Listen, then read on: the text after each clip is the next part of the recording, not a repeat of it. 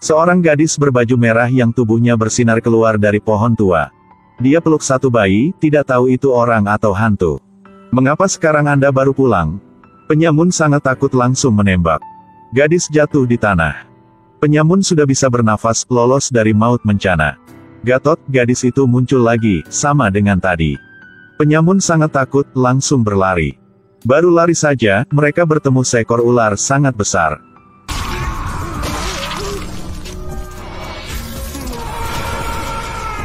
Enhigia dan Tiepuk juga datang, dia tahu gadis ini dari mana. Nama gadis itu Tie Hong, dia tinggal di Gunung Hungan dari sejak kecil, nenek moyang dia melindungi lapisan bumi. Sampai satu hari, dia cinta seorang pria bernama Suan Sin di desa. Suan Sin berjanji dengan Tie Hong. Dia akan menikah setelah dia ada banyak uang. Siapa tahu dia berbohong atau tidak. Tie Hong tunggu di bawah pohon sampai mati. Dia juga belum pulang. Hanya tahu begitu saja. Enhigia dan Tiepuk pulang desa. Dua orang sedang beristirahat di tepi sungai. Tiba-tiba ada orang pingsan di tepi sungai. Dia berguna batu giok yang sama dengan Tie Hong. Soalnya, ini adalah orang yang dia sedang tunggu. Enhigia mengantarkan Suan Sin pulang desa.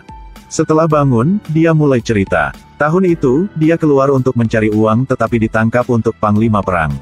Akhirnya dia melarikan diri, selama di perjalanan pulang dia jadi pengemis.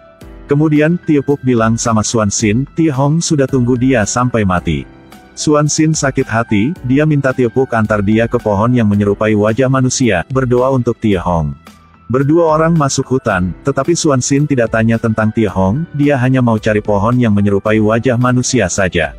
Akhirnya Tiepuk sudah paham. Sebenarnya, tujuan dia adalah mencari emas.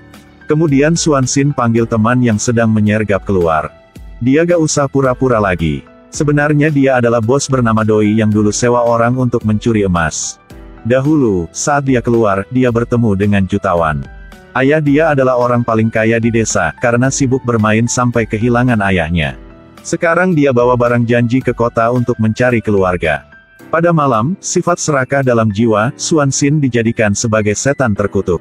Dia membunuh jutawan, ambil barang janji dan pura-pura anak orang kaya. Dari saat itu, dia menjadi jutawan. Tetapi sifat serakah semakin menjadi-jadi dan sulit dikendalikan, dia ingat tambang emas dalam gunung di desa. Dia pura-pura mau bangun pabrik untuk ketua rukun tetangga dan apuk beli tanah Tie Hong. Mereka tidak setuju jadi dua orang itu langsung membunuh semua orang dalam keluarga Tie Hong. Seekor monyet yang dipelihara oleh keluarga Tie Hong sudah melihat semua hal ini. Jadi monyet kembali desa untuk balas dendam. Jadi baru ada cerita awal film. Tiepuk sudah tahu, semua hal ini mulai dari kata, serakah. Orang di desa yang sudah meninggal karena balas dendam. Dalam kehidupan ini, masih tinggal setan terkutuk seperti Anda. Tiba-tiba ada suara tembak, itu adalah Enhigia datang untuk bantu. Ketika tidak melihat Suan Sin dan Tiepuk, dia merasa tidak nyaman. Tidak perhatian, Enhigia sudah luka. Karena senjatanya sudah tua, setiap kali ditembakkan harus diisi ulang. Orang asing ini siap tembak dia. Tiba-tiba monyet muncul. 1 detik saja, langsung memukul orang asing. Dia takut, cepat lari. Monyet ikut di belakang. Sampai jurang gunung.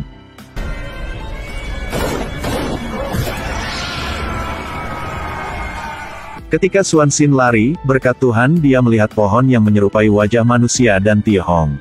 Tetapi sekarang Suan Sin tidak ada rasa cinta. Hanya merasa takut akan mati. Mohon maaf Anda. Anda jangan ikut saya lagi.